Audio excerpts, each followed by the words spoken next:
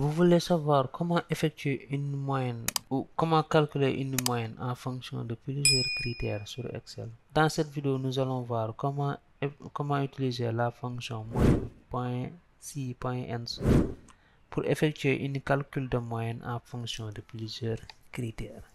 Que vous soyez débutant ou que vous voulez gagner du temps, cette vidéo est faite pour vous. Allez, c'est parti. Dans notre exemple ici, nous allons devoir calculer la moyenne de vente non industrie de Bourgogne. Donc, je vais calculer le nombre de ventes non industrie. Donc, ici, donc les entreprises non industrie de Bourgogne, donc de la région Bourgogne.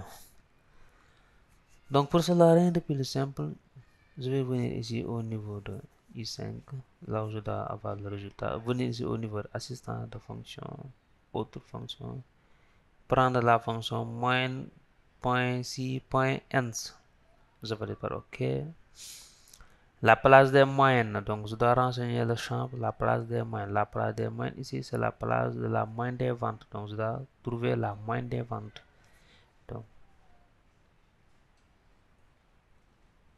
je sélectionne la colonne moyenne des ventes. La plage critère, maintenant, quel critère je dois trouver? Le premier critère ici, c'est non industrie. Donc, c'est au niveau des entreprises. Donc, je sélectionne la colonne des entreprises. Ici, j'ai non industrie. Donc, je peux taper littéralement non industrie au niveau des critères ou bien venir ici au niveau des critères, sélectionner la cellule qui contient non industrie. Plage 2. Plage 2, il s'agit de la région de Bourgogne. Donc, quelle est la colonne que j'ai besoin? J'ai besoin de la colonne des régions. Donc, je sélectionne la colonne des régions. Le critère ici, c'est de trouver la région de Bourgogne. Donc, je sélectionne la cellule qui contient Bourgogne. Et je vais le par OK. Donc, automatiquement, j'ai le résultat. Donc, la moyenne, c'est 476,872.